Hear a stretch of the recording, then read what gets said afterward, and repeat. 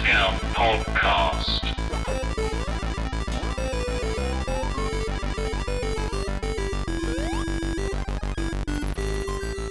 Welcome in, you cheap beggars, to Discount, the bargain bin gaming podcast hosted by three people so cheap you're just going to be getting paper snowflakes for Christmas. Oh, that'd be nice.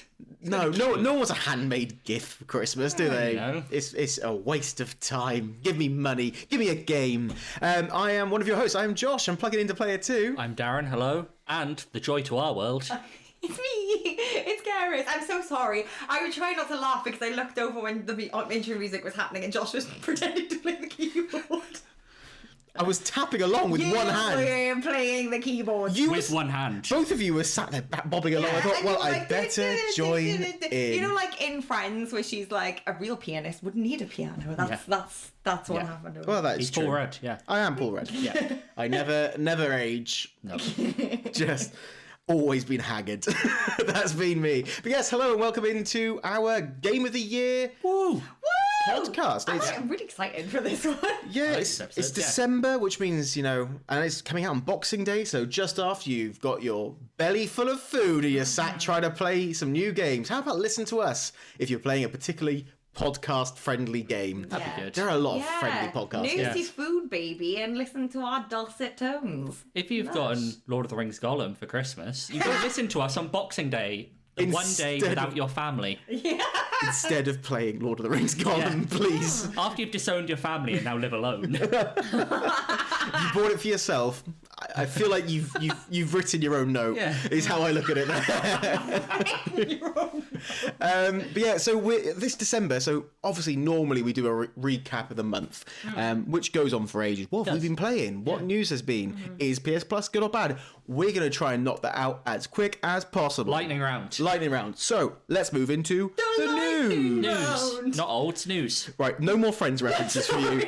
That's it. That's 2 Friends references in under 5 minutes. That's What it. is the name of Chandler being on his mail? Could you make any more references? Mrs. Chandler Bong.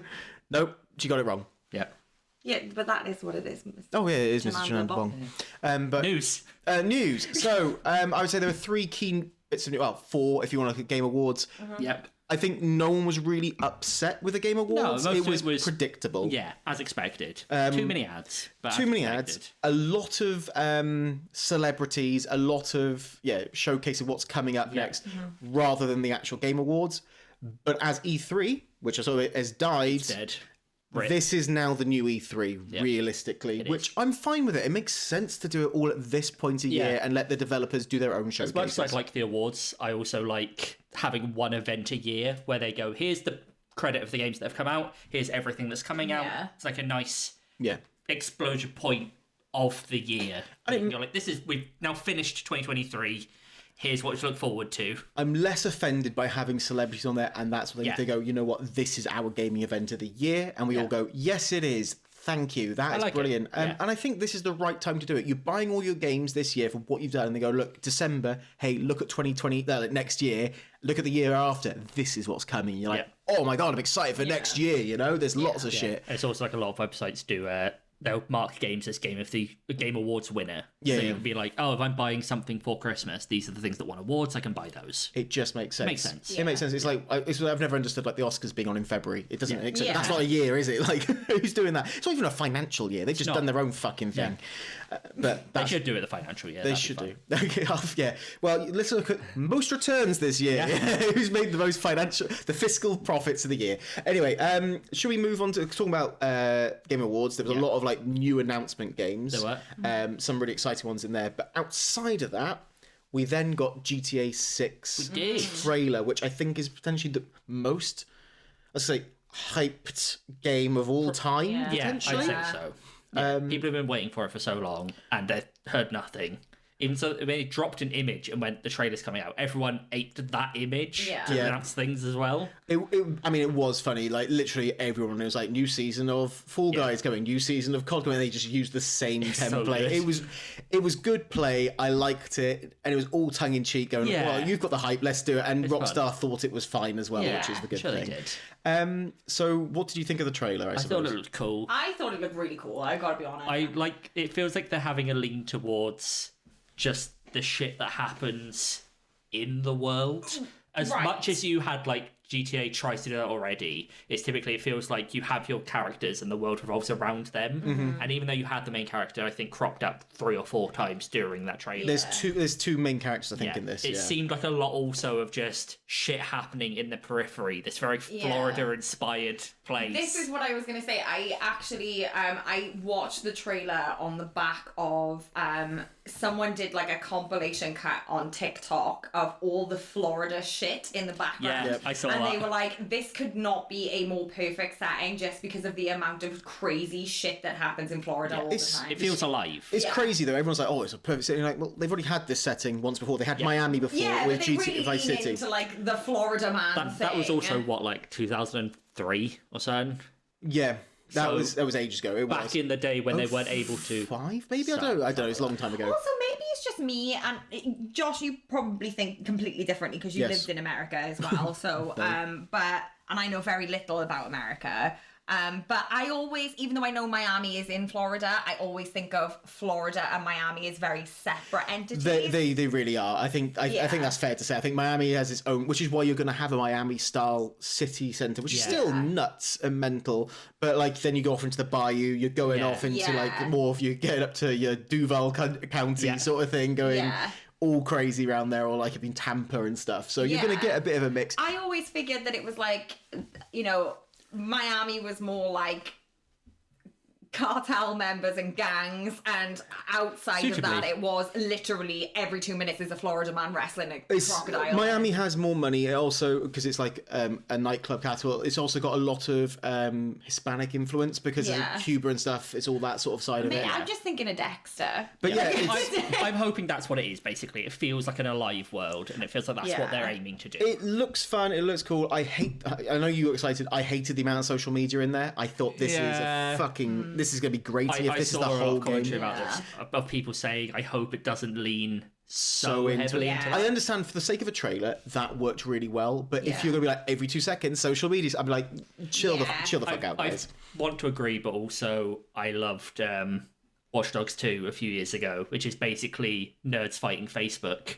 So that had a lot of like the plot was around social media and the explosion of. I mean, GTA 5 has a great sort of is it like it's a friend face, not friend face coming, but like they got that sort of thing, and you got that brief mission, and I go, that's good. And I'm not expecting that minimal amount because obviously social media has grown massively, but we're expecting. I've got to be honest, I didn't even think of social media being part of the plot. I just kind of figured that it was part of the trailer. I think it is just showcasing it. I was wondering if it's very like they paint it of the upper class sort of influencer as your passive villain. Yeah. That'd be in the same way you have like society against these criminals, but you have like the high class influencer. Are passive villains in real life. Yeah, exactly. Well, obviously GTA 5 was 3 main characters. This looks like there's going to be 2 at the moment. So there's the woman. 7 will have 1. But there's a woman in there who's obviously being allowed out on behalf of the police to do something. The guy who's clearly an undercover cop. Yeah. And then I reckon there will be a third one who will be more social media influencer, and that's probably how it's going to be linked in. You know, this is all hypothetical,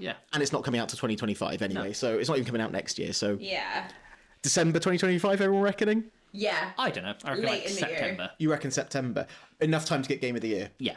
I reckon it comes out in that like September October window, which is where the proper comparators come out. That's where Red Dead 2 came out and stuff. That's where they normally do their releases. So. That's a good point. I have like fond memories of being younger, and you had that September to November window where it'd be like Assassin's Creed would come out, COD would come out, the new Nintendo game would come out, everything came out in the run up. Yeah, that's true, and I think that's where it lands. That's fair enough. Yep. And last bit of gaming news is the worst game of the year came out that none of us have played. The day before.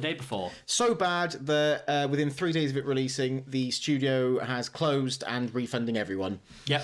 What? It's very sad. Yeah. It's really bad. I didn't know it was that. Oh it my was God. so bad. Yeah, they've closed it down. They're trying to get refunds to everyone. It's just over. And I just That's think crazy. I mean, it's not crazy, but also I just haven't ever heard of anything like that happening. I know. It completely just went to shit immediately. I just can't work out how that died that badly, but yet Game Mill is still pumping out the shit that it has done this year. It's weird. This year has been really good for games, but also some of the worst games ever have come out. I think Game Mill succeeds from having no hype.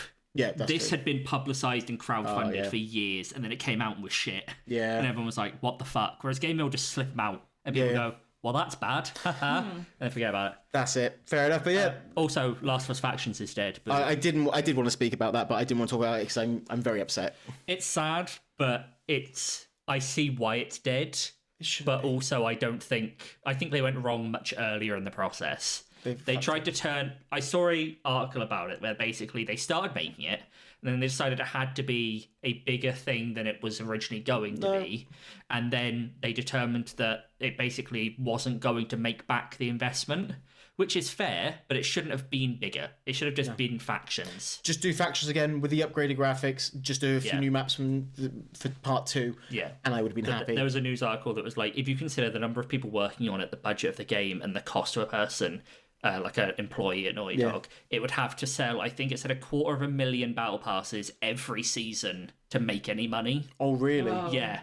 And that's why they cancelled it, I think. So they're like, it's just not... financially viable. It's not viable to keep working on it and put it out. I was so annoyed. I was like, I'm not going to buy the PS Part 2 upgrade, and I probably will. I will. I still haven't played that game. Yeah, fuck it. So that's the news. That's the news of December. PS Plus? Good. Was it good or bad? Good. Yeah, I think it's a really good month. I think it's good, yeah. I think it has less... The only problem I have with it, because I'm the only person who liked the last few months, because I think the last few months have a bit of everything for everyone. I think this is a slightly more focused month of better highs, but it also I don't think has as much breadth to it. Yeah, I agree with that, but I'd rather have some actual solid hitters. GTA, Stranger Paradise, the rhythm shooter that I can't remember the name of. Hellsinger, something. That I want to play those 3. And you've got Power Wash Simulator, and you've got Sable, and what was the other one for Essential this month? I don't know, I played it. I did play it. Lego 2K Drive. Lego 2K Drive. So yeah, I think it's a great game. So I think there's a real nice... I think there is a variety there of family, shooter, everything there. Yeah. Just a good, fun month. But yes, that is the month of December. Anyway, fuck December. No, real discussion. Everyone's favourite month. Fuck it. Fuck it. Real discussion time. Yes. So what we're going to do, we're going to be going into our top 5 games of the year. Woo! As we did it last time, what we're going to do is we're going to go through our 5th pick. If anyone has chosen something that's on someone else's list, we won't talk about it yet. We'll talk about it when we get to the highest position on... If it's on your list, don't say where it is. Just say it's higher on my list. Yeah. And then we move on. Unless it's second go, it's higher on my list, and then we're going to know where it is. Yeah. But that's fine. That's fine. Or unless it's like, it's also on my list, and then we get to you, and it's like, that was the place. That was the place, the same one. So we're going to go through that, and when we finish our top 5, we'll look back at some games we wish we played, maybe our top 10s, if you've got a top 10, and other bits and pieces like that. And then we'll look into other categories. Best PS Plus game of the year, best game we played this year, and games we're most looking forward to. It's all good stuff. It is. So... we'll start with number 5. Who's going first this year? I don't know. Who's in last place on the podcast right now? Me. I think we're all tied. We're all tied. Well, go, Karis. You said you, so you can go. Not me, because I went last year. Okay, so I know for a fact that my number 5 is going to be on both of your lists. Okay. Because you like this game also. I know it is. Yeah. And my number 5 is our favourite boat game, Dredge. It is on my list. It's on my list at number 5. It's higher on my list. We'll leave it be. We'll do Josh's number 5. So we'll talk about my number 5. So yeah, Dredge, very exciting. It is on everyone's list, top 5, and we'll talk about it very shortly. But my number 5 is a game that neither of you have played this year. It is an Xbox exclusive game. Oh, I know what this is. Yeah. It is Hi-Fi Rush. Okay. It came out all the way back in January. Yeah. And it has stuck in my mind ever since. It is amazing. It's a rhythm-based action fighting game sort of thing. So you start as I can't remember the name. Give me a second. I'm going to get the name of the character because I feel like I need to give it a bit more credence. Rush Hi-Fi. I was shocked. Worth a guess. I was shocked that it came so quickly to me talking about stuff when Karis put her hand forwards. So yeah, it's a rhythm-based action game. It's made by Tango, but they're a Bethesda subsidiary. They also made Ghostwire, I think. Did they? I think Tango did, yeah. Interesting, because this is much better than Ghostwire. You play by Chai. You play a person called Chai. Oh, cool. And your character, he's just going along. He's got music constantly beating. There's 2 versions of this game. There's one which is a licensed one, which you can play for yourself, and one which is unlicensed music for like streaming. Oh, that's cool. So like you've got like your first one's like the Black Keys are playing. Like they've got like proper like licensed games in there. It's done in sort of this graphic art style, and so music includes this stuff like the Black Keys and 9 Inch Nails and stuff, so it's like some good sort of levels, and you're going through, you basically go into this sort of, it's like almost like dystopian but like utopian society. Robots are in charge, like, not there's a person in charge but robots work everywhere, and you fall into this like machine, and your heart gets melded with your iPod that you've been listening to, cool. And your arm becomes like almost robotic, and then you like fight people on the beat. So you're like, so like you do it in time. If you do it, and you can hold it for longer attacks, but you have to do it in time, and you can only attack on those bits. But the enemies can only attack on those bits, so you have to dodge in time as well. So it all works nicely, but it's big open world running around, bright colours, great music, and just genuinely one of the most joyous games I've played in a long time. It sounds like Crypt of the Necrodancer, but less fucking miserable. It's far nicer than Regret, because also Crypt is like a pixel art, isn't it? Yeah, I will and it's never dangerous. get the fucking music from that out of my head from when you guys used to play it, I swear. Yeah, it's really goes into it. But it's this about... is what I did want to play. It's a guy who wanted to be a rock star, who's now doing this and fighting the way through it, and you make friends with like a robot cat. Nice. Which is fun, and then you got a home base, you make more friends as you trying to overthrow the government, essentially.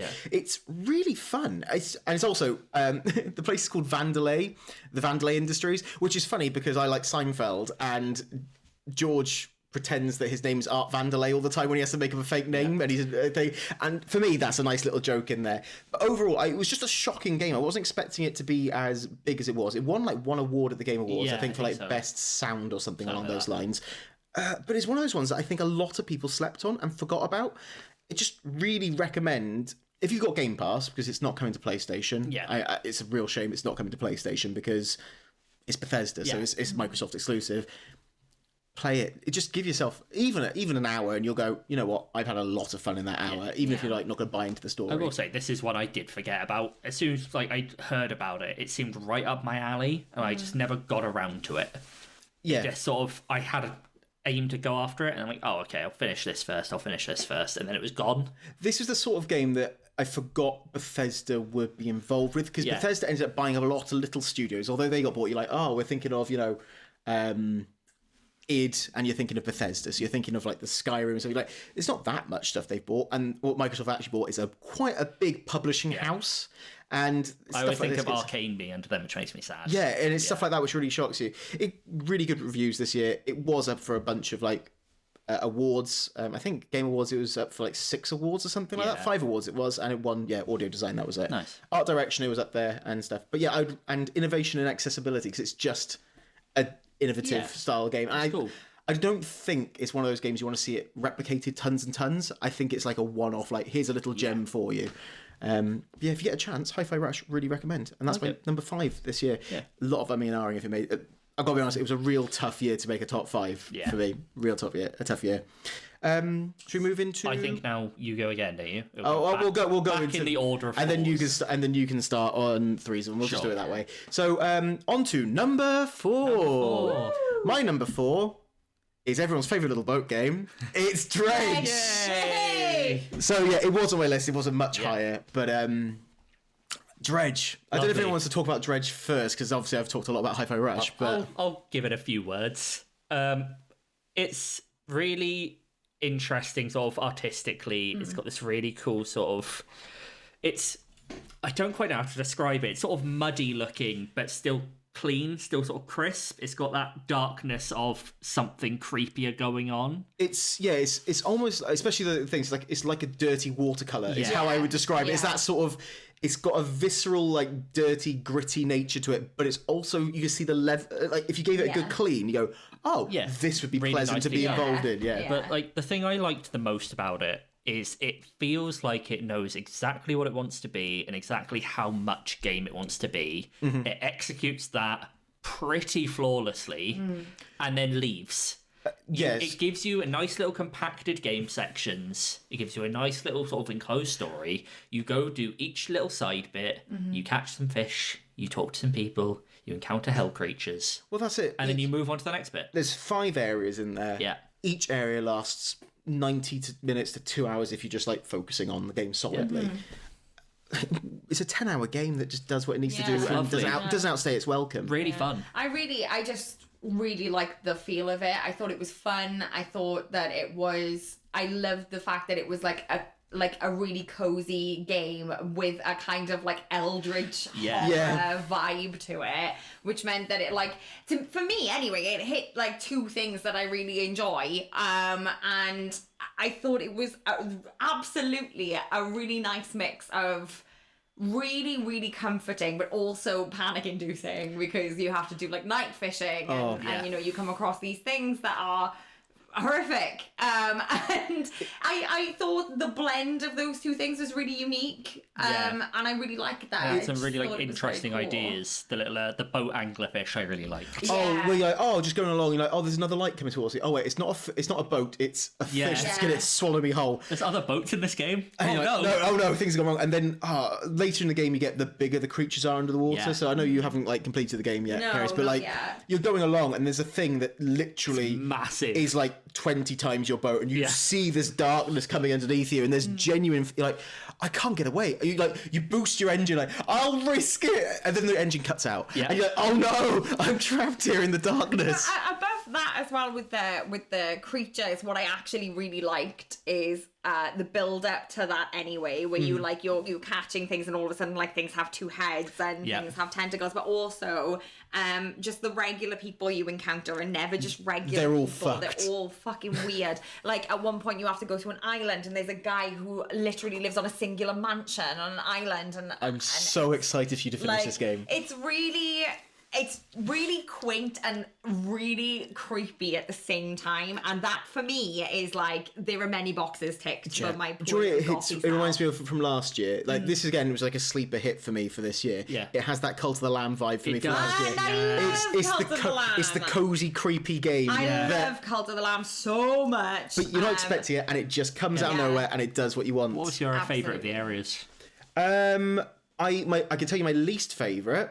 Okay. My least favourite is the one which is sort of the mouth, where you have to do the big... it's bottom left, I think it is. It's a circular area where you have to do the big volcanic... not volcanic. It's the really... You have to go into the really deep water underneath, and there's like... At night, it gets all distorted. I like the swamp is my favourite. Okay, so your least favourite is my favourite one. Oh, really? I liked how sort of... Most of them have you go through the step-by-step thing, and I really liked that one because you go in and you can see the thing, but you can't get to it. You can't get to it, and also, you go too far, you fuck up immediately. Yeah. And that area is just a puzzle of, how do I get this thing to fuck off? Yeah. And it felt like a perfect concentration of the game, where other parts of it are like, I have to get these people to reunite, or I have to help this guy get over his issues. And this one's just, I need thing, there is thing in the way of thing, how do I remove thing? Yeah. Also, as you said, the side characters are brilliant in this game. They're Because you get your little side quests that you're like, it's got like, for example, early on you get the builder who wants to just move away from the island, so you set them up and you're getting them stuff. And it's just little additions. And even things like they make no other reference to it when you talk to them, but you come across like a grieving man, and you're like, oh, okay, right. And there's something really comforting, but slightly off about everyone, and I love that. It's really good. So Dredge, I think Dredge is fab. Dredge might be the only game that's on all of our top fives this year. So. We'll see. Interesting. So that was my number 4. Yes. Who wants to go next for number 4? I think it's okay. It doesn't really matter. We'll rotate round. Who cares? Someone go. I'll go because I'm not talking about mine yet. My number 4 is Lies of P. Lies of P is higher on my list. Yeah, I will continue to not contribute. It's not on mine, but this because I haven't played it. Number 4 on my list is Mario Wonder. Cute. Not on my list. It is in my top 10. It is in my top 10. Mario Wonder, I just thought it's just fucking fun, man. So me and Josh sat down and played this 2-player for quite a while, and it is just really fun. There's really silly elements to it. It's Mario. It's very fun. It's very it's easy to use. Like the controls you get into the game very easily. If you know me by now, you know I'm not a big fan of like a huge tutorial I don't need a tutorial that's fucking 3 hours on end. I just don't. Because I get frustrated. I probably do need the tutorial. I don't want to say anything. That's not me being cocky. I need the tutorial. I just don't have the patience. I just want to play the fucking game. Yeah. And this is really good for that. So you do build up in difficulty depending on the levels that you go to, but this is a game that you switch on if you just want to have some silly fucking fun. There's nothing serious about it. It is simple. It is fun, but they've really done a really good job of revitalizing what is Mario. In my opinion, I think it's that wonder element. You hit a wonder seed and it changes everything. Like randomly, you get piranha plants sing to you. You get the world is now charging of these bison that you have to ride on the backs and do that. You change into an elephant. Lovely. Which is great.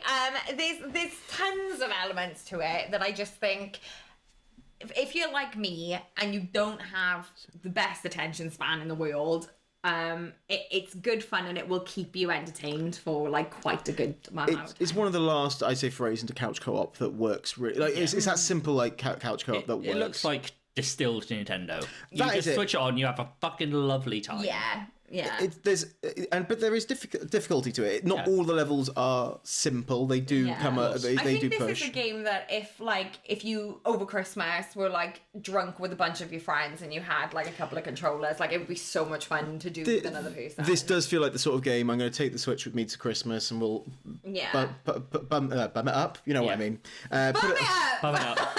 Put it on and then bum around playing it with a bunch of people with a couple of drinks, and like you'll have a good evening of it. Maybe we'll bum each other. It's the same way as like you throw in like Fall Guys, you're going to do something like that, or it's that simple. Not a lot of skill is needed. It's a very introductory game. Darren didn't say anything to that comment, so I think we're in. Okay, we're good.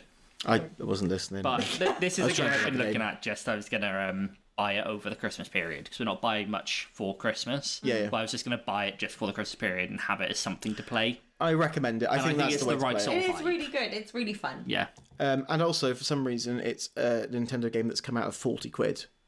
So it's cheaper. They seem to have done that recently. Pikmin 3 is £40 as well. Which makes no sense because they're normally like £60. I don't understand what's going on. I'm proud of you, Nintendo.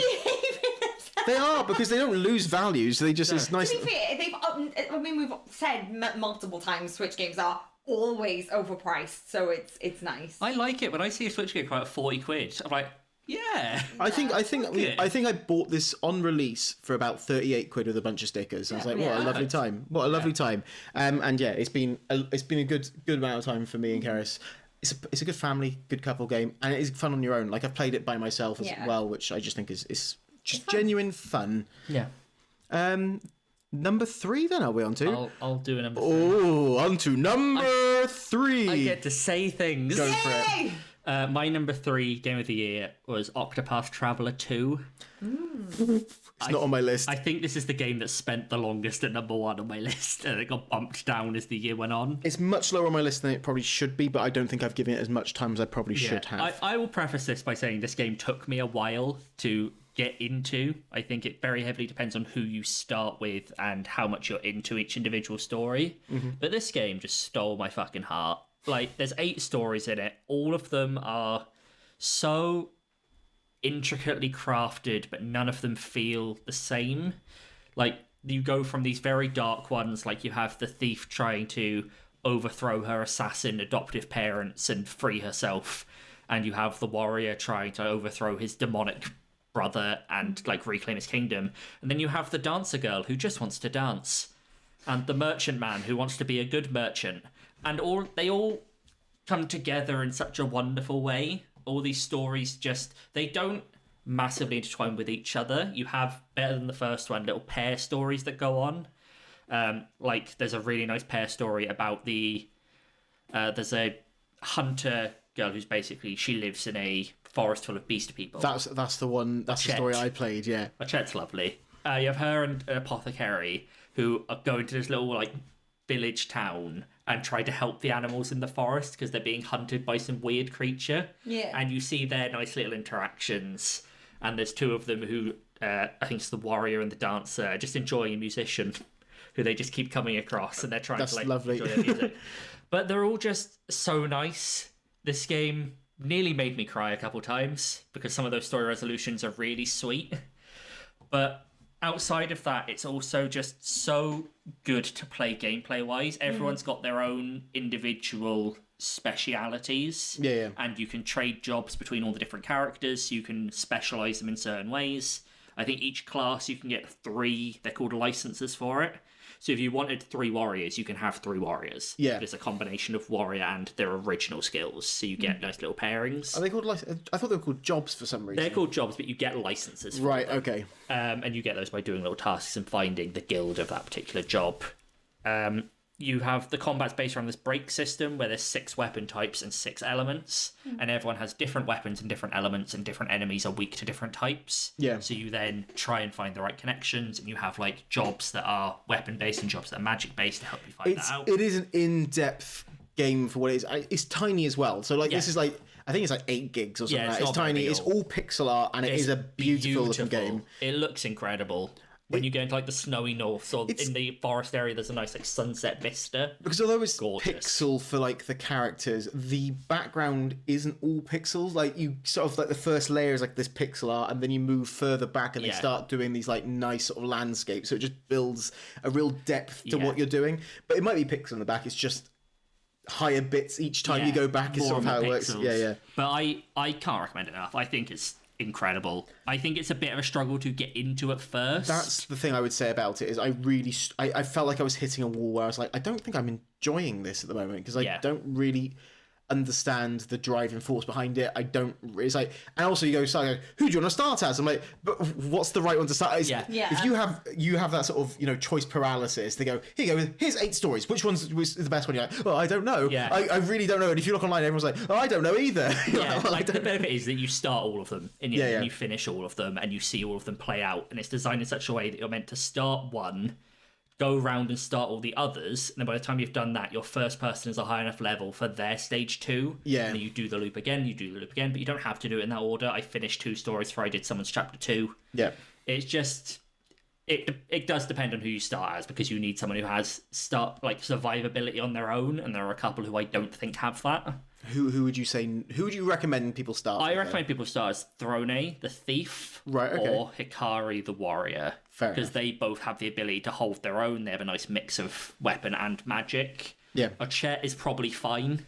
You might struggle a little bit. Which is what I think I chose. So but if you start as like the dancer or the apothecary, you're probably going to struggle because they're much more support focused. So if you have a support person on their own, they're going to have a hard time. I found the first boss you fight as Chet very difficult on her own. I just felt like I was getting very frustrated. Like, I don't think I should be struggling this much on the very first boss, and it was absolutely punishing. So I'm getting somewhere. It's like, here you go, here's 6 more people for you to fight. I'm like, I only have so many like consumables to use here. And there are a few like that, and it's a game that is you have to adjust a bit and you have to change up some classes. Like the final boss of Hikari's story is a fucking nightmare, and I had to rejig my entire party structure to make it work. Just to clarify, this is a party-based, turn-based game. Yeah, you have your 8 characters and you pick 4 at any one time to be in your party. So, I mean, I'm not saying that, but it's, straight away, it's either going to be for you or not for you. It's just the concept of it. Nice classic turn-based pixel RPG, and I adore it. I think it's great. Yeah. And a lot of people who like that probably played a lot of Sea of Stars this year, which I didn't touch. I haven't played it yet. Number 3, Karis. What's your number 3? Right, my number 3 is controversial. I know it will be. Lord of the Rings Gollum. No, it's not that controversial. Okay. No. My number 3 is actually Hogwarts Legacy.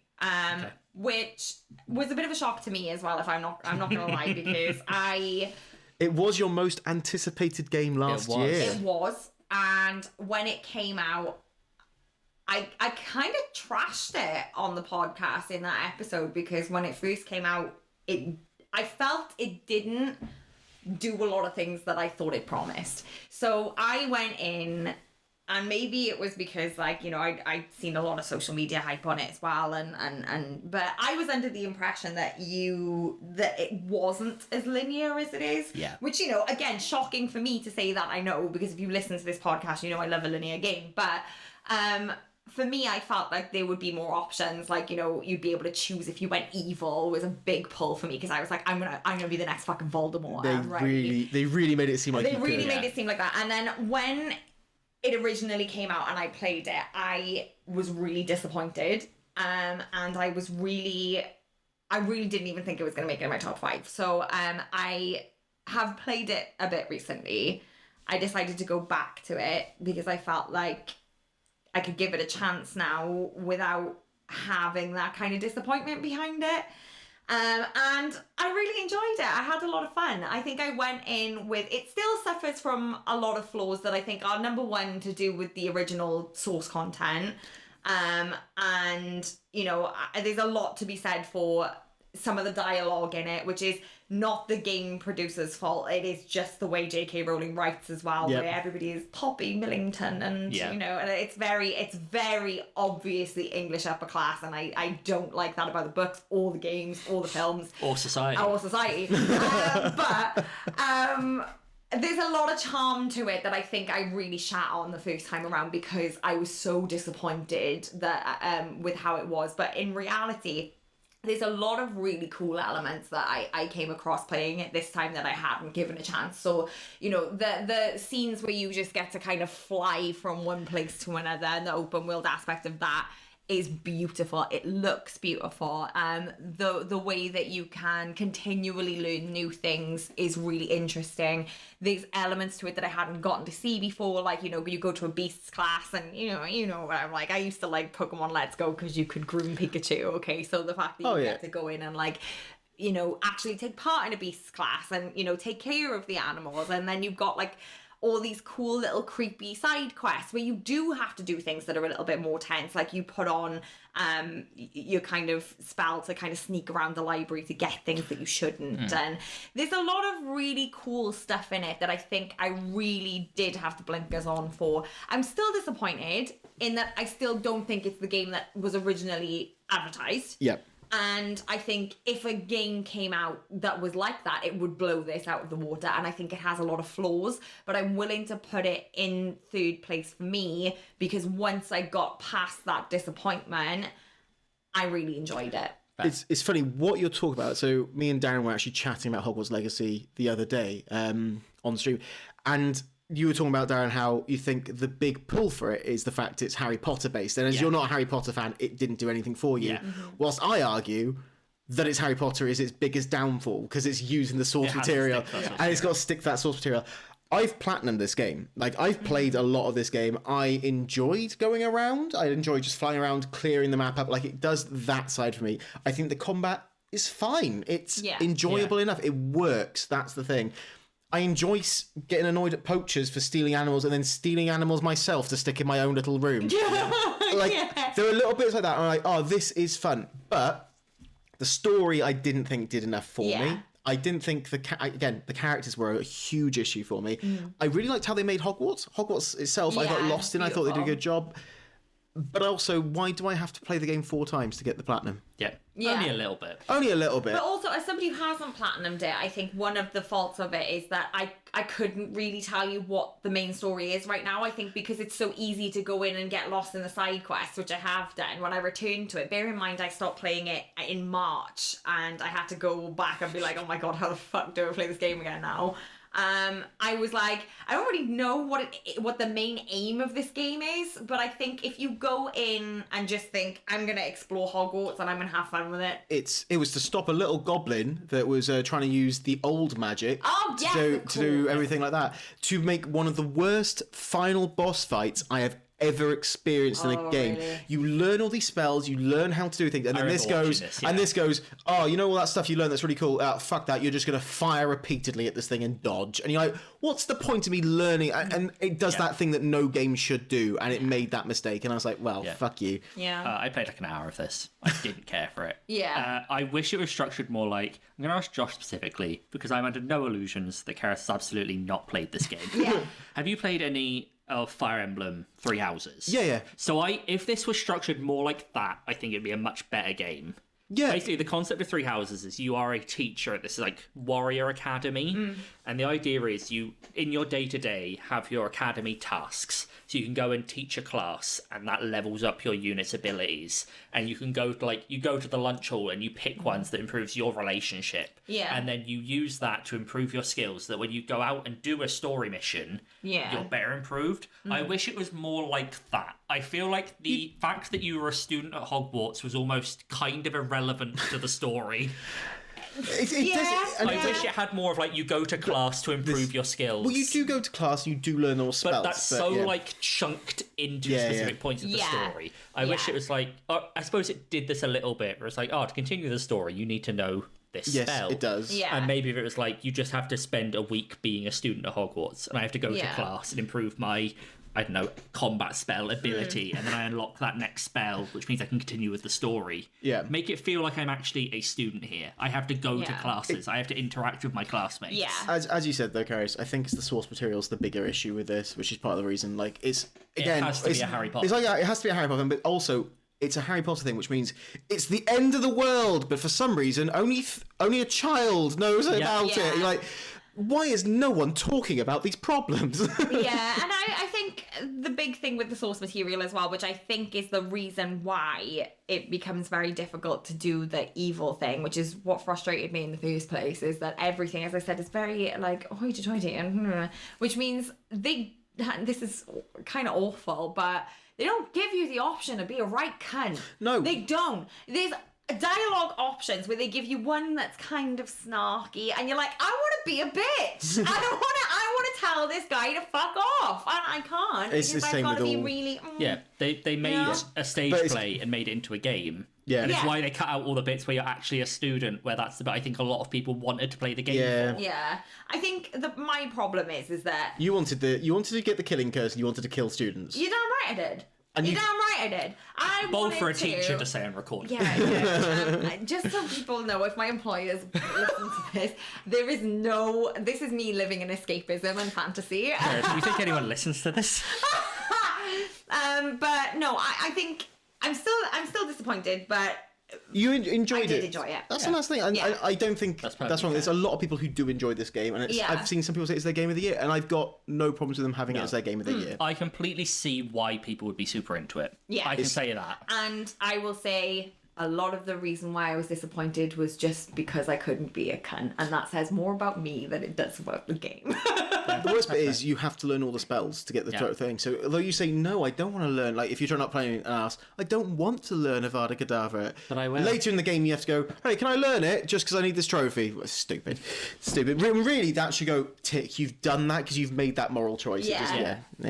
But again, I understand. That's fine. My number 3, because we've been on number 3 for a while, but it's Wolong Fallen Dynasty. Ooh. Another very early in the year game. Yeah.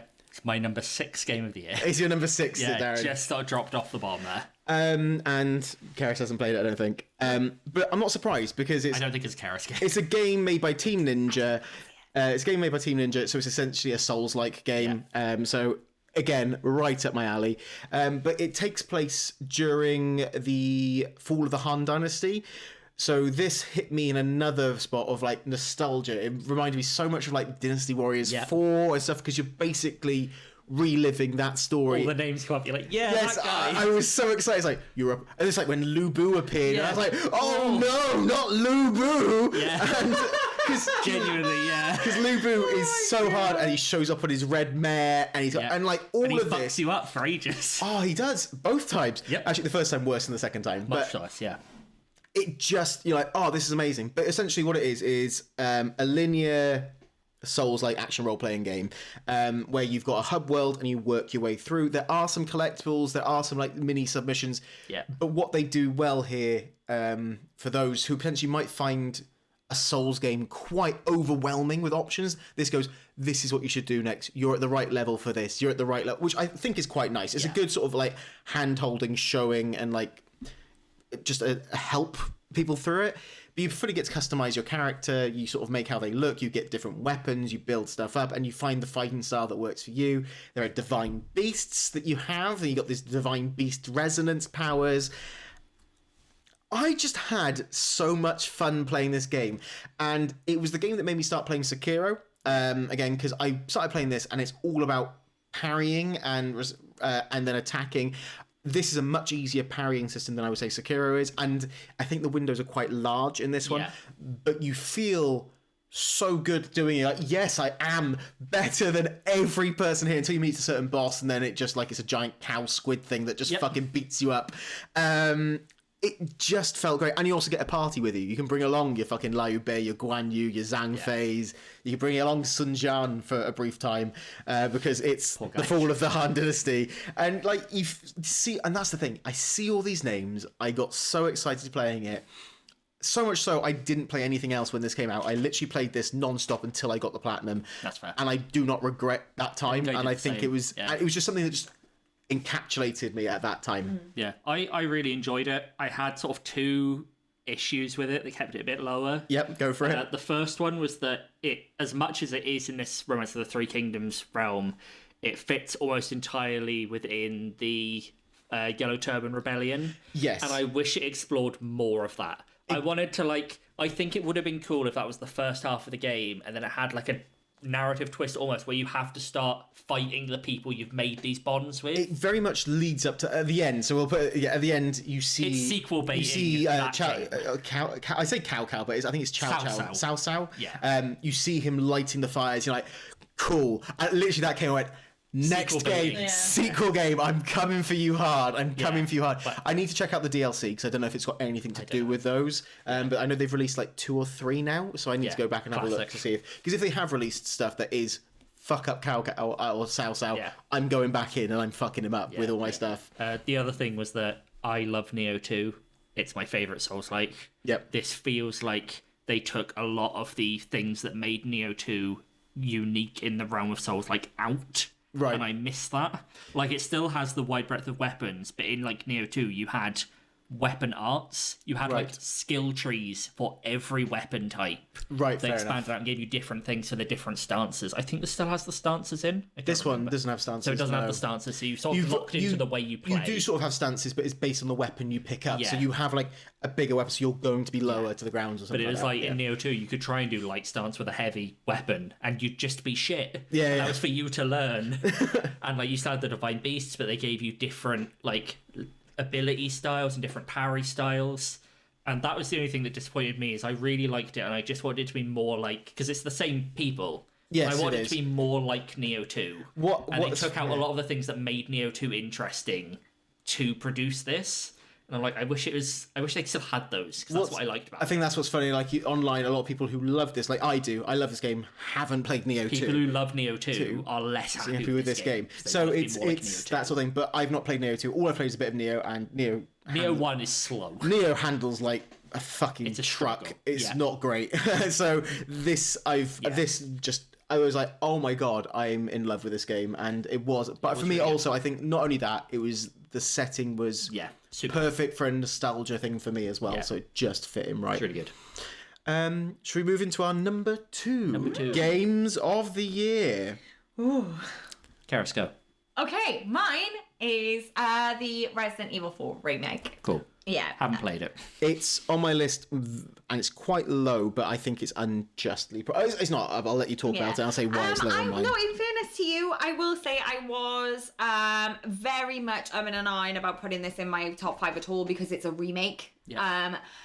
I know I said this when we were talking about the Game Awards. Yep. I was reluctant just because it's not, let's be honest, it's not an original game. It's not a game really from this year. It's a remaster from this year. But they have done such a beautiful job of recrafting this game from the bottom up, and it is beautiful and it is creepy and it does the perfect job of, like, Resident Evil 4 was the first Resident Evil game I played. And this is in my head how I remember it, even though I know that's not how it looked. It's the mark of a good remake. Yeah, and I just think they've done so many things in this remake so beautifully, and there's so many times that it scared the absolute shit out of me, and so many times as well that they've managed to, like, up little bits of the humour in it. Like, the amount of times I've been fucking put on my ass by a fucking cow in the barn, even though I've just survived, like, a fucking massive horde. It's the cow that takes me out, or the pig that takes me out. The pigs will mess you up. Yeah. And as they will in real life. Yeah. Go watch out for those damn pigs. And there's, like, Gavins. it manages to keep, like, the original fear to it as well. So, like, you know, you go in against, like, the guy, I've forgotten what his fucking name is now, with the chainsaw and the the straw hat. Salvador. Yeah, Salvador. That's a fucking one. Sackhead. I thought you were talking about Baby Napoleon, who's maybe my favourite character in gaming. I love him. But no. Why is he your favourite character in gaming? He's just fucking stupid. The idea of like tyrannical baby Napoleon is glorious. But no, there's not much to say about it because it's a remake and everybody has talked about it already. But I just, as somebody who's a big Resident Evil fan, I think it's an incredible remake. Is it the best remake that they've done? No. But it is very, very, very good, and I loved it. I think so. Resi 4 remake dropped lower on my list. Admittedly, I should have played more of it, but also I was never the biggest fan of 4. Like I love 2. 2's my jam. Yeah. 3 I enjoy as well. 4 I think, this is the signal of the end, and it became too actiony for me. That's fair. That being said, I think this is it's a really good looking game. They've done a great job of doing that. I felt like they've almost made it too good in its remaster by making the aiming still handle like shit, in my opinion. Like I still don't think the aiming and shooting is as good as it should be, and it's like I think 8 and 7 it's better, but that's because I suppose you're first person rather than over the shoulder, whilst this still feels a little clunkier than it should be. And I don't like Leon. I might be one of the only people who doesn't like Leon. Why don't you like Beautiful him? moppy-haired boy. I like Leon. He's not Chris. I love Chris. He's such a whiny bitch. He Leon is a real whiny He's an bitch. emo boy. Like, you only have to look at his fucking haircut to tell that much. Yeah. And, like, obviously, I don't know. Leon's the only one that I think sometimes I look at him and I think, God damn it, you're so unprofessional. Like, Chris is just like, he's a stoic muscle man. This has nothing to do with the fact I want to fuck Chris Redfield, okay? You want to fuck that boulder. Yeah. I would be the boulder. I also think calling Leon unprofessional is wild Barry Burns slander. Fair. But what I'm saying is, like, all the way through... There's literally a film called Leon the Professional. Yeah, I know. And it's about him. Yeah. Because that's why Natalie Portman's in Resident Evil 4 as well. Yeah. She's Salazar. No, She's baby Napoleon. I thought she was baby Napoleon, wasn't she? Because she's still a child. Right. Anyway, the point I was going to make before you guys happened, fucking hell. Just before we happened. Fuck me. Sorry. Completely lost my train of thought. Yeah, anyway, all the way through 4, there's this weird, like, he has weird sexual tension with everyone he meets, and it's really strange. He has it in 2, he has it in 4 with Ashley, who I'm thinking there's a considerable age difference. He has it with Ada Wong. Everybody knows in the lore of Resident Evil that he's fucking chasing Ada Wong's tail. But it's like, you don't have to have sex with everybody. You don't have to try and have sex with everybody. No, because sometimes it's just This is Wong. rich coming from me. However, what? Just keep going. No, what did you say? No, sometimes it's just Wong. Don't worry, it works with what you were saying. Keep going. Okay. That is what I was going to say. I don't know. I just find him... Fuck, that was funny. But essentially, a lot of people love this game, and a lot of people will say it's potentially the best Resident Evil remake as well. I mean, it was getting 9s and 10s everywhere, and it was up for Game of the Year, so I don't think you're wrong to do that.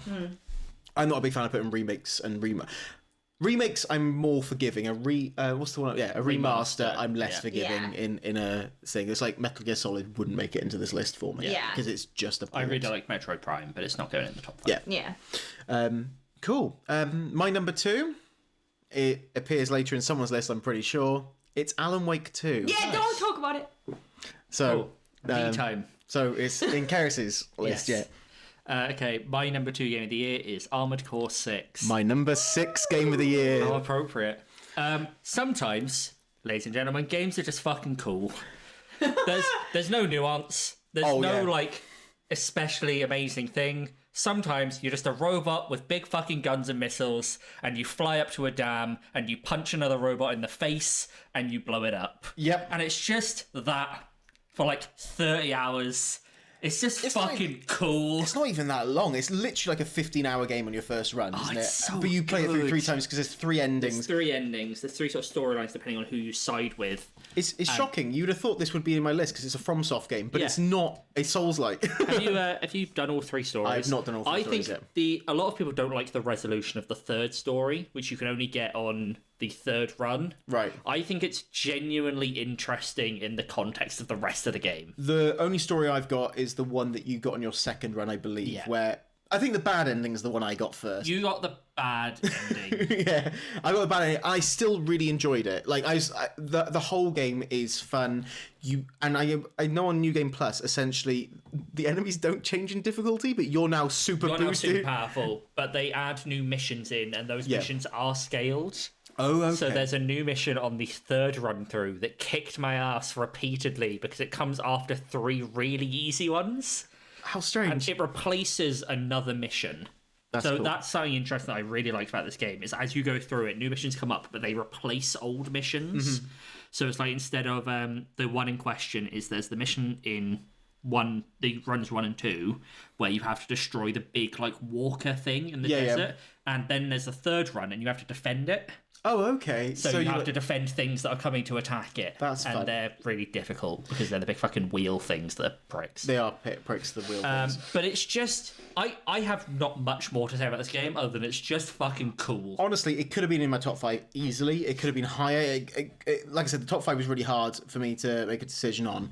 And this wasn't tough consideration where it was going to sit. Yeah. It is... so fun. Like there's a training area where you get to fight these other mechs that sort of like force you to try and play in different ways, and that's the good thing, is you can build your mech however you want to. There is an optimal build. That's one of the only problems I have with it, is that each category, so you have 2 shoulder weapons and 2 arm weapons, and each of those has like 40 options, and I think 5 of them are worth having. I mean, I was running with a melee weapon for a long time, and then I had to switch to like the double shotguns, or I think I went double Gatling guns at the bottom, and then like these ones that sort of pulsed. And I was like, now I've worked it out, I feel like I'm almost cheating my way through the game. Yeah. And that was... but I did like customizing it. I like making my thing pink and green or whatever it was. Also pink and green. Just making it truly horrific. Yeah. Everyone else is like these fucking like proper camo, and there's me like, yeah, watch out for me. But it is just simple, good fun. I know our friend has just started playing it, and they're having a stupid fun time as well. It's a game that I didn't expect to enjoy, because the Armored Core series is one of those ones which is, I'm not saying gate-kept people for a long time. It's been very hard to approach. This one, they've gone, hey guys, it's almost like what they did with Elden Ring. They went, hey, we've got this great franchise that we think you would love. We're going to make it more accessible to you, but the hardcore gamers will still enjoy it. And they've managed to do it right with this, and they did it, it's like they did with Elden Ring. They've done it right with this. And I don't know anyone who hasn't enjoyed this game. Yeah, the one thing I will say is, like, my number 1 and number 3 games, a common trend of those is that I started them and it took maybe like an hour and a bit to sink into them. This, I started the game, I jumped into the first mission, I jumped like over a thing and shot like a robot in the face. I'm like, yeah, I'm in. I think I messaged you when I started playing. You went, have you started playing it yet? I went, yeah, it's fucking rad. It's so cool. And it really is. It's just the feeling of being in this mech, and like I stumbled into the overpowered build by accident, and it's just like blasting into an arena. You shotgun an enemy in the face, you jump like into a pit, you shotgun 2 more on the way down, you land, you 180, you fire missiles at the thing in the distance. You just feel awesome the entire time. I would say this is probably super boy game, and that's real unfair to say, but big robots fighting other big robots with big guns. Would you say boy game? That's a boy game. It was a thing where in the Game Awards, it was in the action category, and you read the list and went, that's a shame for the other games. Yeah, it's like, it has to win action. It has to. Nothing else is as actiony as that. No. Did it win it? It did, yeah. That's good. It's awesome. That's good. I loved it. Cool. That's our number 2 games. Yeah. Should we go into number 1 games, our best games of the year? I will go with Darren first, because no one's joining him on the discussion on his game. Me on my discussion. Sad. My number 1 game of the year is Final Fantasy 16. It is in my top 10. Yeah. This game's also fucking cool. It is cool. Something about this that I can't quite explain, but I will do my best. Go for it. This game made me feel like I was a kid in the summer holidays playing games again. Yeah. It's just like, You are the hero in a fantasy land, killing monsters and overthrowing the big bad royalty, but it's also got this maturity to it. There's a bit later on that I really liked. A lot of people complain the pacing of this is a bit weird, and the pacing of this game is a bit off. It will ramp up and then go down, and then ramp up and go down. It has a very sort of slow, ploddy start, doesn't it? And I like that because I think that's realistic to how an operation like this would go. You're basically the rebellion, and how that would work is you would spend ages plotting and learning and discovering, and then have the big action part where you invade and you go and you fight. But there's a part at the end of Act 1 where something really bad happens. I won't spoil it because I just want people to experience it because it's sad. But basically, later on in the game, you defeat the person. I didn't feel sad at this point. I was quite happy that it happened, if it's the part I'm thinking of. It's not the part you're thinking of. The part I'm thinking of is with the... I know what you're thinking of. I was very happy. That was like, whatever. And I was like, good. This is genuinely, like, kind of devastating. Right. But you basically, later in the game, you defeat the person who is responsible for it. Right. And there's a really slow part of the game after that where you just go around the base and tell everyone that you've done it. Right. And you get everyone's being like, okay, their reactions. It's resolved. Yeah. Everything's good. Everyone feels real and well realised. Clive is a bit dull to begin with. Clive is so dull to begin with. He's like Shrek. He's an onion. He's not His layers peel off. He does not have that much depth. There's a moment where you go basically back to his homeland and you meet someone he's familiar with, and you see this undercurrent of him where he is basically still like the 14-year-old who's had everything go wrong, and he's just working it out as he goes along. And he's great. Sid is the most delightful pirate man. Yep. He's not. I thought he was a certain voice actor, and he wasn't. I was shocked when I came across it. You have your other companions. You have like Jill is great. She's a lot of fun. I don't think you've had much of her yet, but she becomes a bigger part as you go on. Everyone at the base is a lot of fun. It's such a well-realised world. The combat is really fun. It's like they took 15, which had nice combat but a bit unrefined, and just improved every aspect of it. Yeah, so 15 did not do much for me at all. And I think that's partly to do with the setting or what it was. This setting I bought into much quicker. Yeah. I mean, it's called Final Fantasy, not Final Cyber Goths walking around fucking doing nothing. I liked it. I enjoyed it. But 16 has that sort of medieval fantasy style charm that you're expecting in a Final Fantasy game. Exactly. It's what I want. Yeah. It's what I want. That's why I said it made me feel like I was playing like the high fantasy game. I was back in what I wanted a game to be. I feel like it had that. I know it's not an RPG, but it was that sort of time where you boot up Dragon Age for the first time. It has that idea of like, that Skyrim. It's that sort of big scale fantasy game that you're like, maybe a Fable. You know what I mean? It's like that style of game. This is my cozy game. I just sunk into it, and I just sat exploring this world and fighting.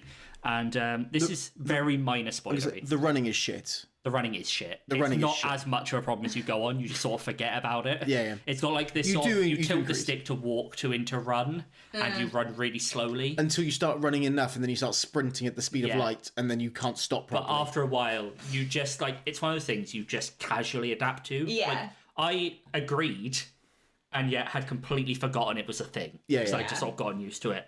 Something that you're not up to yet, which might be a very, very minor spoiler, there's icon fights, which are basically big gods fighting each other, and they are some of the most incredibly cinematic, just fucking cool things. There's one where you're fighting a giant rock man, and it's basically a Sonic Frontiers boss. That's cool. And it's awesome. They're just spectacular. And in the end, they're just basically like, do you know old school God of War? We had like quick time event battles. There's lots of quick times in these battles in there, But they're just, I don't care. I'd happily hit every fucking quick time event because they're so perfectly cinematically directed and styled and constructed. Because I know who the big rock man is because you watched that fight between him and the blue lady. Yeah, so I know who it is.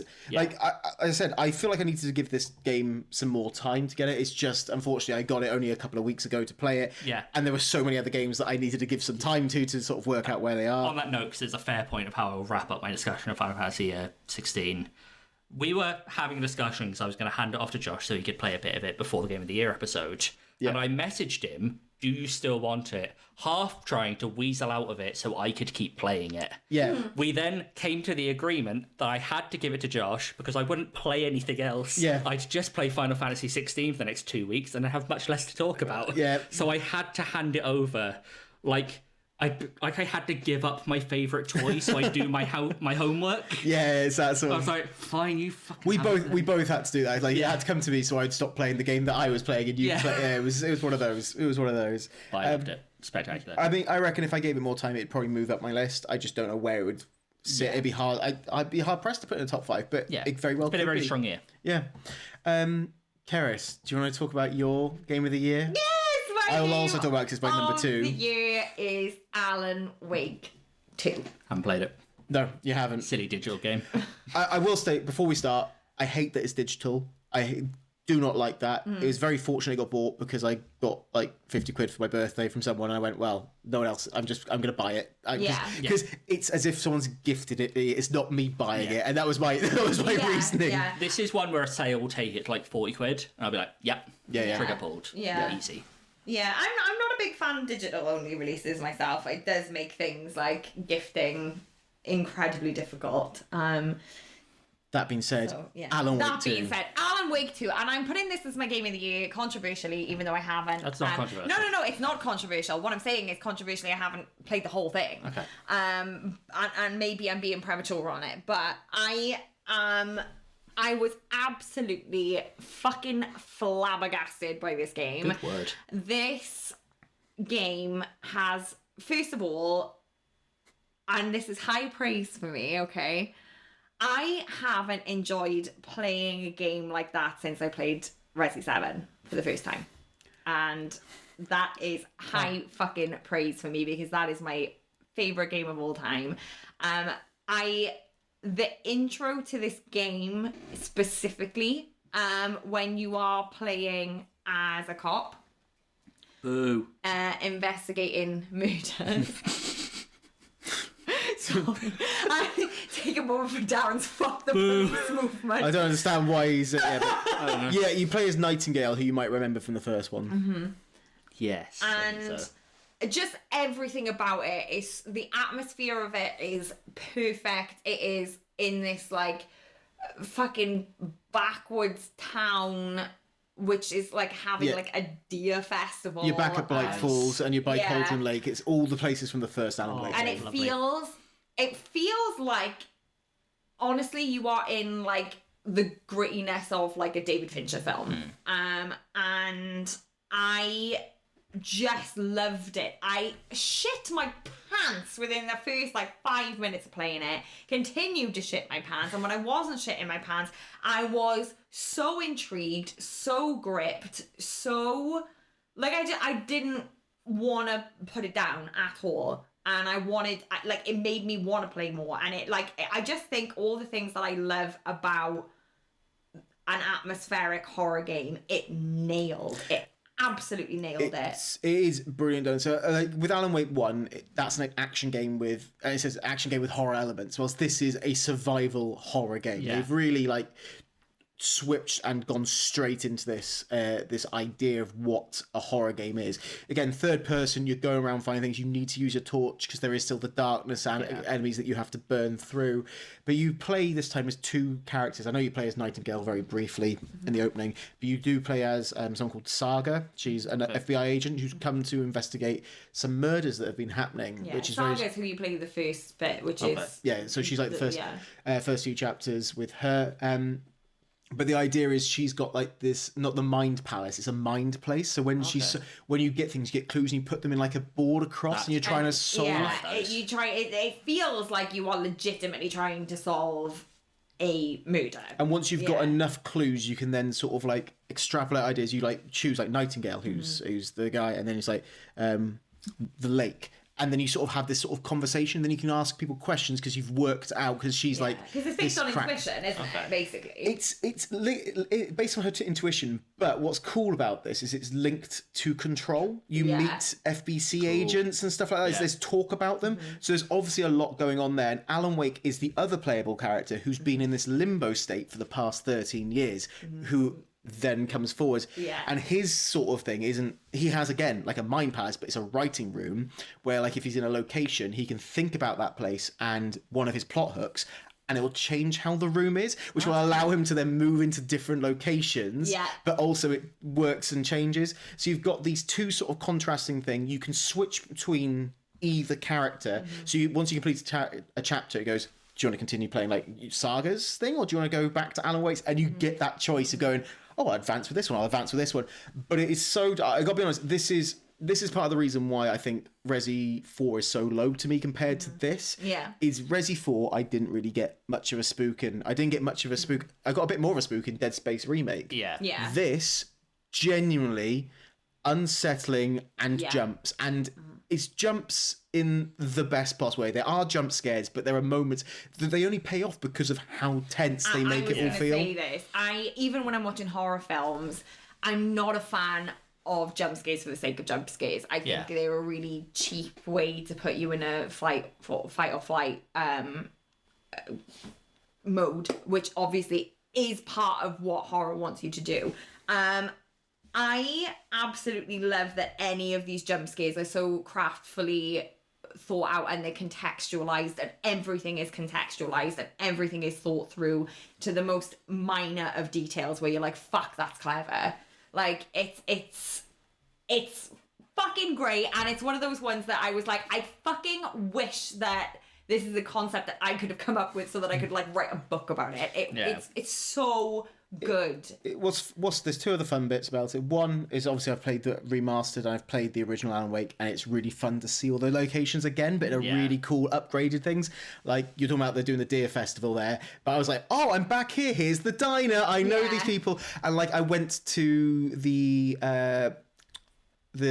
record machine there, where you could do the lime and the coconut song, and it says out of order, there's only so many coconuts that can be played, and it's a little joke that you're only going to get if you played the first one. So it's like little bits like that. And I was going to say something else and I can't remember what it was now. It's obviously not that important. I'll jump in and say something about this, just in case you think of it.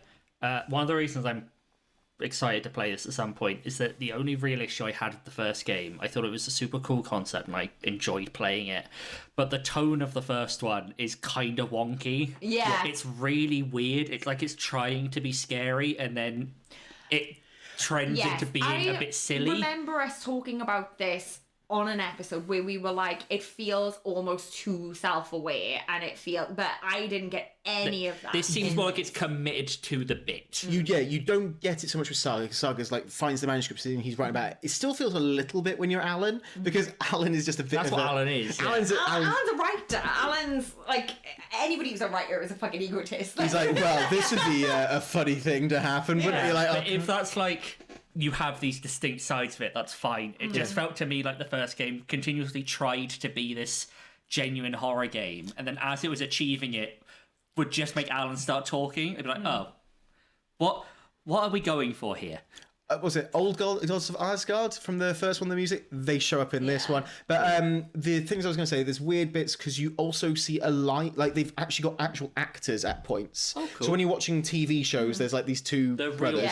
They're real people. Bits, but then they got real life bits within the game as well. You got like a real life Alan Wake, and you got a real life and like they're doing their own bits, like they're talking. It's like, oh, that's a very little odd. Weird. I would say the combat is still not perfect. Bit clunky. It's much better, but like, I find because it's not because it's clunky. It is clunky, but it's because it's so dark and you're struggling to locate where things are. Right. Like it's not just like people. There's also wolves and stuff like that. You're fighting like the animals have turned. Yeah. So they're very fast going through the trees, and you can't really keep up with them enough. But you're meant to be in that situation of I'm on the back foot the whole time and trying to hit them with like a shotgun or something. So it's really well done. Yeah.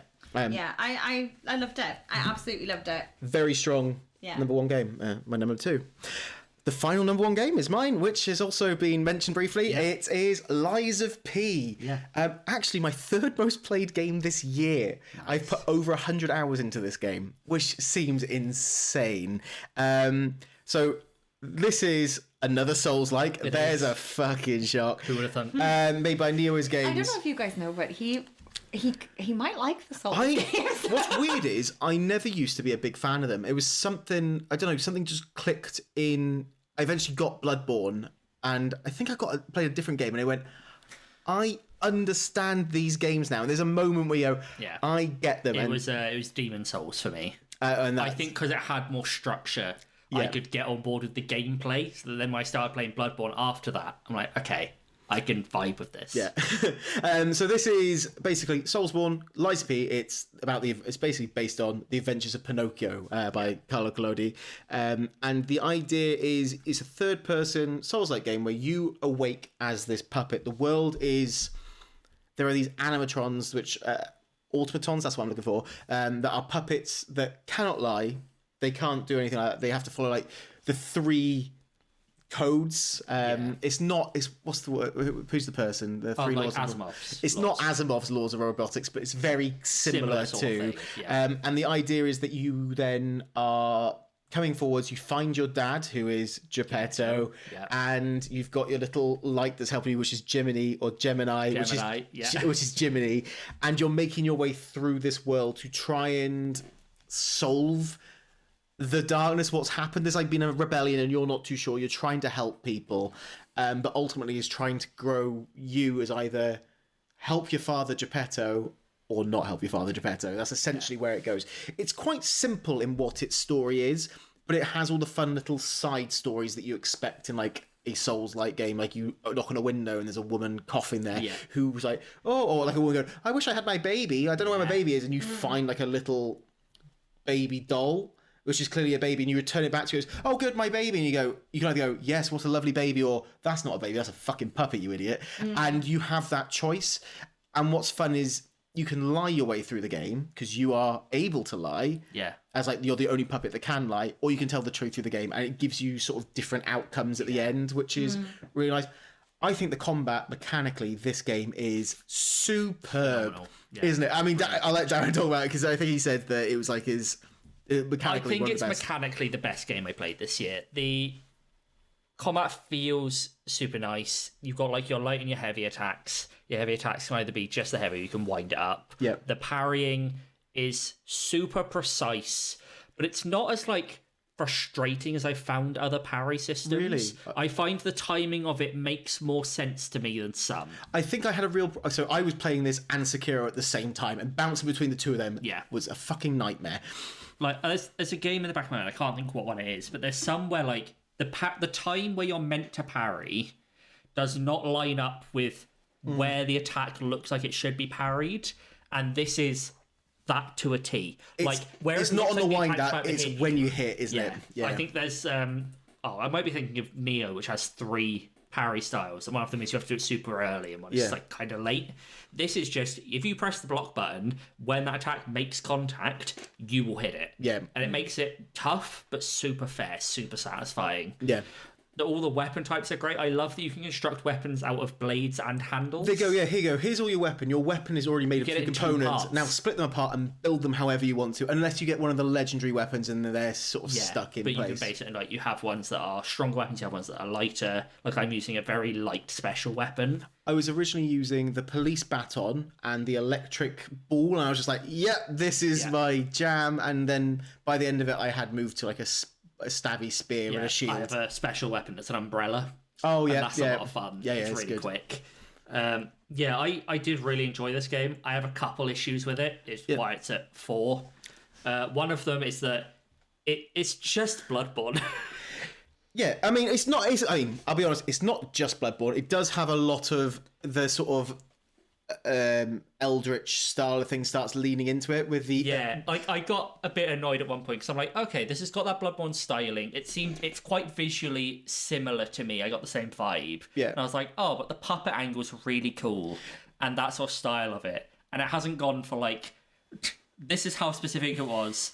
The slightly teal glowing cosmic horror. Yeah. And then that exact thing happened. Yeah. I'm like, why? Is that against the Vicar, was it, when you went, now we're in a bit more cosmic horror? Yeah, I'm like, we avoided this. We were being our own thing. Why are we doing this now? But it is sort of explaining it's less cosmic horror. It's to do with the ergo that they've got there. So it's cosmic horror, but it's like, you know what? Do you know what's cool looking? I mean, it's cool to fight puppets. You also want to fight some weird abomination monsters, and you go, all right, then I'll fight some weird abomination monsters. The only other thing is, this game is very hard.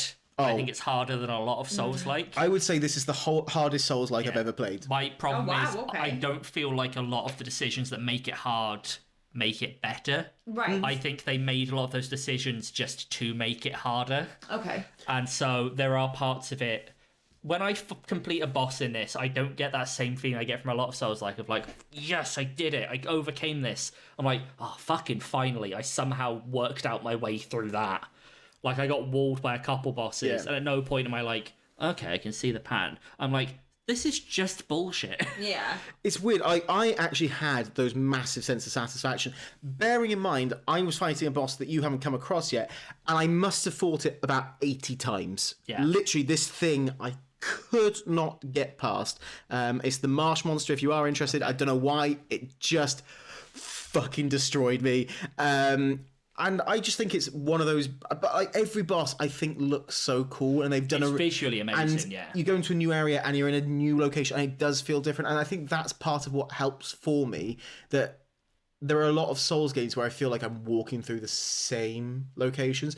While this, I felt like, oh no, this is different. This is helping the story. There is a reason to this, rather than just, oh, did you like that bit of landscape? We're going to give you 6 more walking through that bit of landscape. And you're like, oh, okay. I think that's a lot of cool stuff. It's more recently, the section I've been in, I don't know if it's just a particularly arsey section, but it feels like there's been some kind of bullshit in there. Yeah, that's fair enough. I don't like the robots that throw grenades. Yeah, they're bastards. And there's a bit you walk up where there's 4 of them just on the sides, and so you'll be trying to fight 3 flamethrower robots at the same time, which can attack you from range, while grenades are just raining from above. Like, there's no logical way for me to do this. You've just designed this to be a prick. I know exactly where you are. You're about to fight a clown puppet. I just beat the clown puppet, and I beat the boss after that. Oh yeah, because that's where I am. That boss is a fucker. Do you know what I did with that area? I just ran past it, sprinted past them, sprinted past the clown puppet, got to the thing, and then went back and forth. Yeah, I was like, I can't fight him. I can't. It is an ass. That's the thing. Like, that isn't designed to be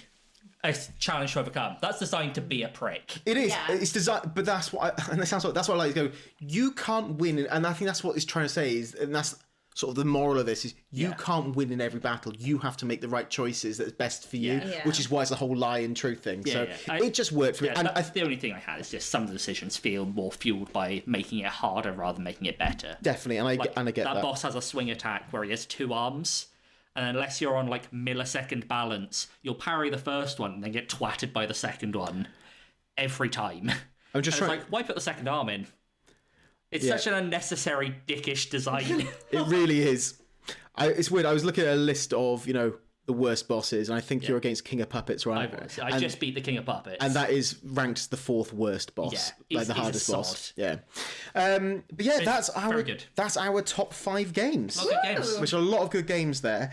Any games you feel like we should just like touch on that you feel like I want to point out maybe a couple. Games you've played that maybe didn't quite make it. Yeah, a couple that sunk out of my top 10 at some point. Like a Dragon Ishin. That was my 10th. Yeah. Very, very good. I did have another. Ishin Like a Dragon, that is, isn't Ishin it? Like a Dragon, one of them. Yeah. I did have another, which I'm struggling because Spider-Man 2 hits 7th on my list, and again, a very good game. Great follow-up, much of the sameness, and it could, any other year, it could have been easily top 5.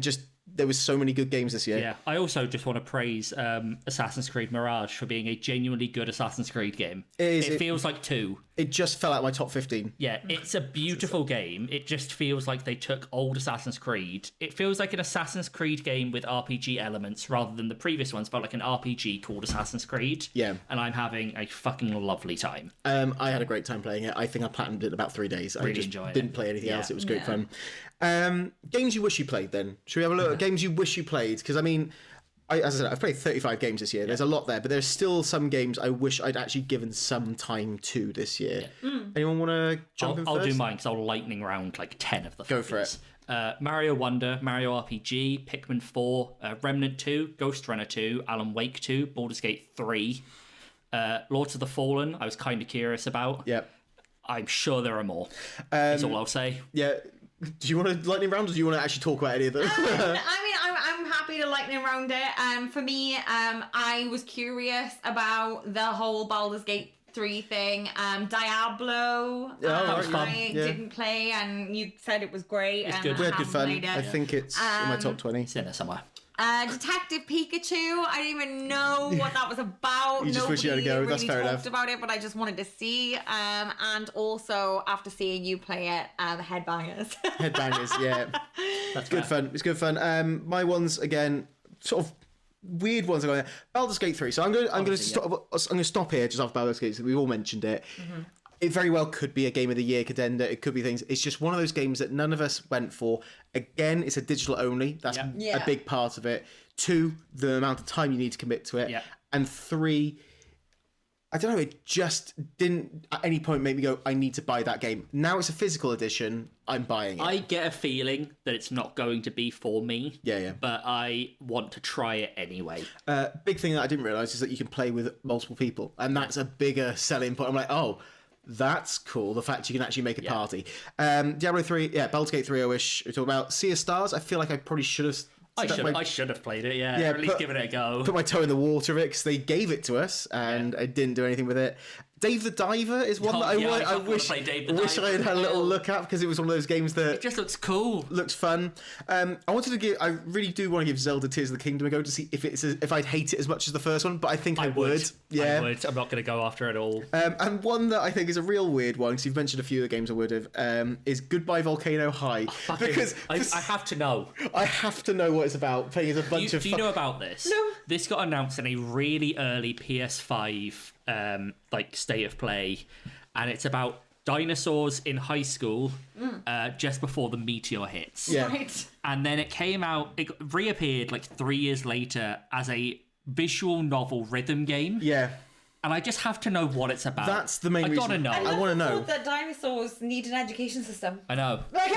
These are all wearing clothes like humanoid dinosaurs. Oh, they're like anthropomorphic, yeah. Anthropomorphic. Yeah, but I just have to know. I have to know what it's about. It's just one of those games that I wish I'd had a look at. You know, there's certain games you go, I wish I'd had a little look at see what that was about. You know, just peel back. For example, Texas Chainsaw Massacre. I know what that game's going to be. I don't need to pull back to have a little look at what it is. That's something I don't know if I'm going to see anything like it. Sea of Stars is a classic RPG. Baldur's Gate 3 is indie, Tears of the Kingdom is Breath of the Wild again. This is... I don't know what the fuck Goodbye Volcano High is, but I kind of have to know. That's it. Lots of games I wish I'd played and games on the list. I do want to say there is a clear worst game for the year for me this year, which is Lord of the Rings Gollum. That's fair. It almost was Forspoken. I like Forspoken. Talking about... Forspoken wins my Ghostwire Tokyo Award of the Year for most perfectly okay game. It would have been if it didn't have that fucking awful end game. Yeah. The end game is... The platinum grind is dreadful. The game is not great, but I liked it. I wish the traversal was a bit more incorporated into Final Fantasy 16 because it was all working together. That's the only thing I would say about that. That's fair. So... PS Plus. Yeah. What is our PS Plus game of the year? So I would argue that potentially Xbox had a better selection of games come out this year on their Game Pass, but we're a PlayStation mainly podcast. Yeah. So what is your PlayStation Plus game of the year? You can do some honourable mentions as well. I'll go first. I'll do some honourable mentions, but I don't need to talk about my game because I talked about it extensively last year. Go for it. So I'll leave it. My honourable mentions are Chivalry 2, which we've played a lot of. I've got the platinum on that now. I've put so much time into it. Aliens Fireteam Elite, which we've played a lot of. It's just nice co-op games. Yeah.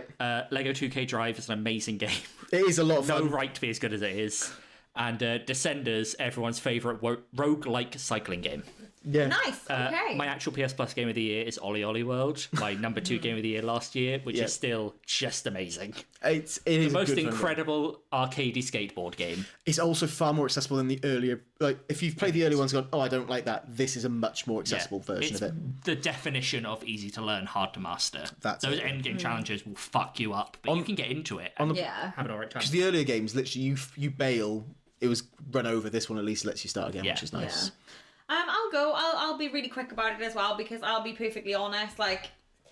This was hard for me because I realised that all the way through this season so far, I've been a real bougie bitch, and none of the games that I've actually enjoyed have been on the essentials list.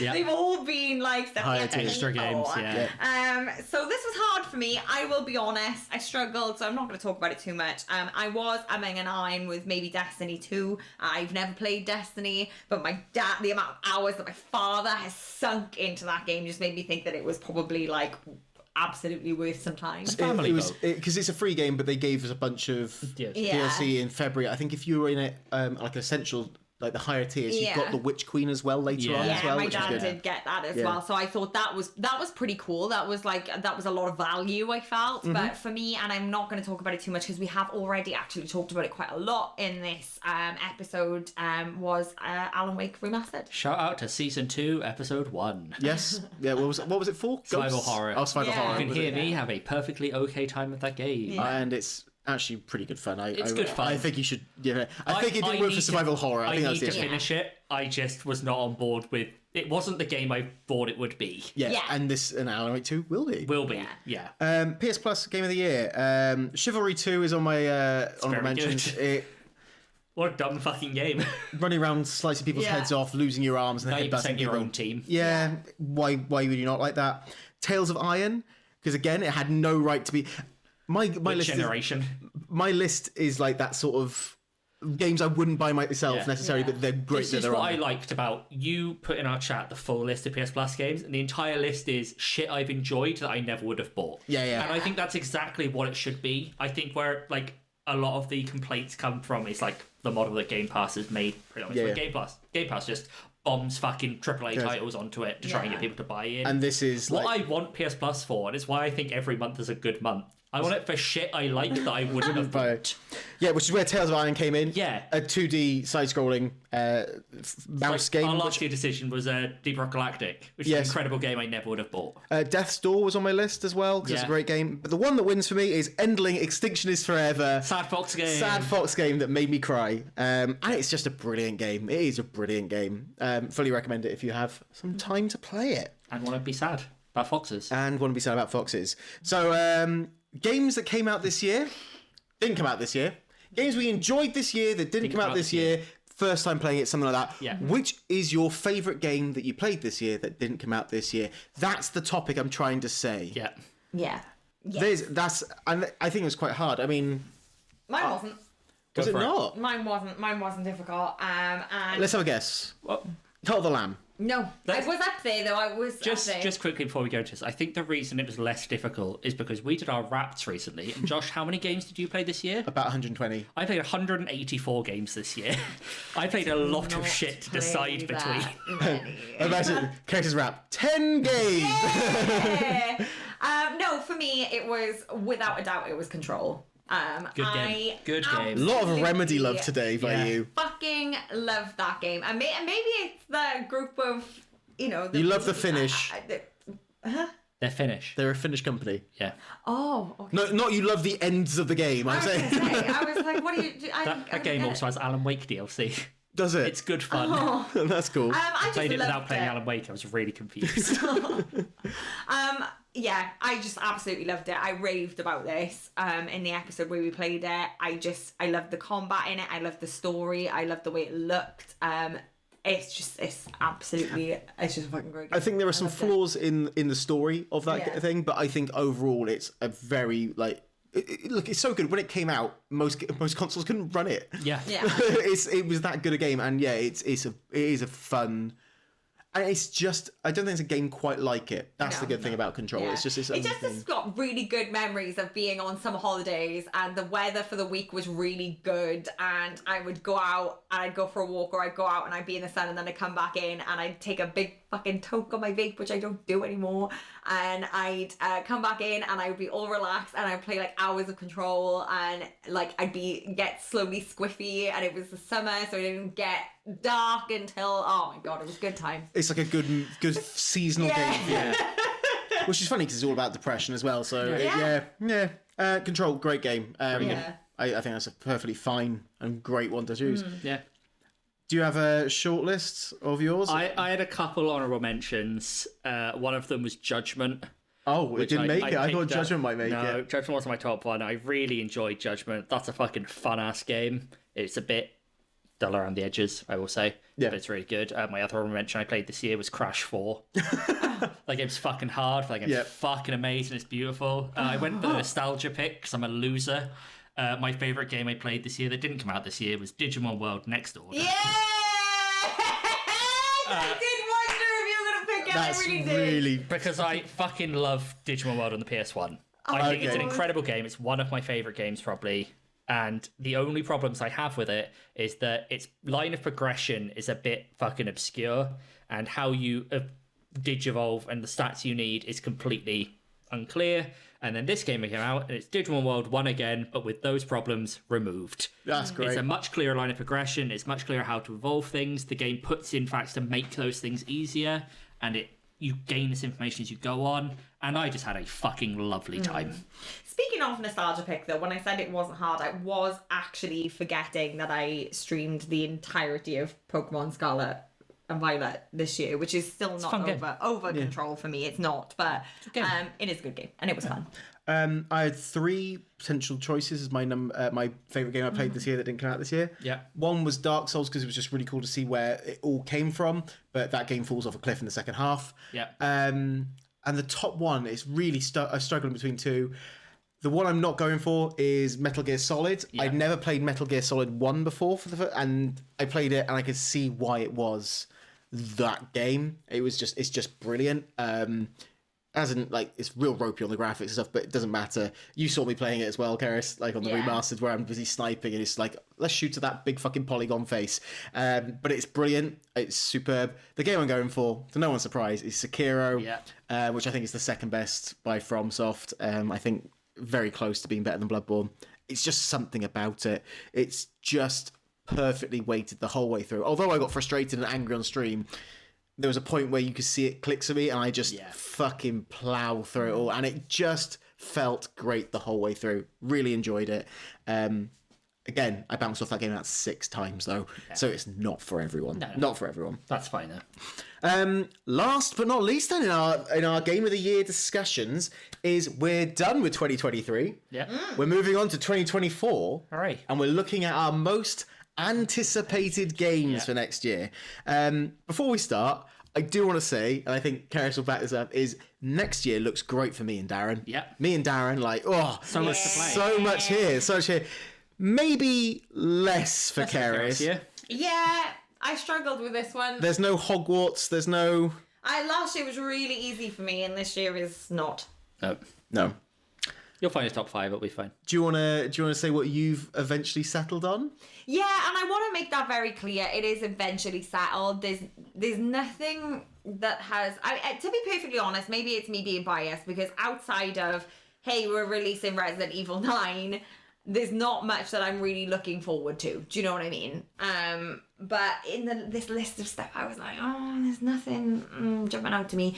Apart from, there is a game coming out called Vampires: The Masquerade Bloodlines 2. Yep. Which looks fucking cool. I like the fact that you are a vampire and that you can customize things and that you can join clans and that it's all about basically just being a vampire and trying not to get found out. I think that's cool. I think that's going to be fun. I definitely want to give it a go. Out of everything on the list, it just piqued my interest the most. And I think that's completely a really good call. It's one of those games that I forgot was coming out next year. Yeah. And then when I see it, I'm like, oh yeah, that's going to be good shit when I play it. Yeah. It's been a long time in development, that as well. Like people have been waiting for that for ages and ages. So yeah. I've got a lot on my list that I'm thinking of. Do you want to go first? I have a couple honourable mentions. I'm between 2 for my top 1. I still haven't worked out. Yeah. My 2 honourable mentions are the next Like a Dragon, Infinite Wealth. Nice. I think looks really cool. I like the change in setting a lot. I need to catch up before I can play it, I think, because I think it'll have a lot of stuff that follows on from all the other Yakuzas and the latest one. The one that came out in November. Dragon Gaiden. Yep. But that's like a prequel, isn't it? Is it? No, am I wrong? Dragon Gaiden is like right at the end. It's the most recent one before that. Right, okay. And that also follows on from all the other ones. So I think I need to catch up before I play that. The other one is Rise of the Ronin, which looks fucking cool. It's on my list as well. I know basically nothing about it, but it looks pretty fucking cool. It's out February.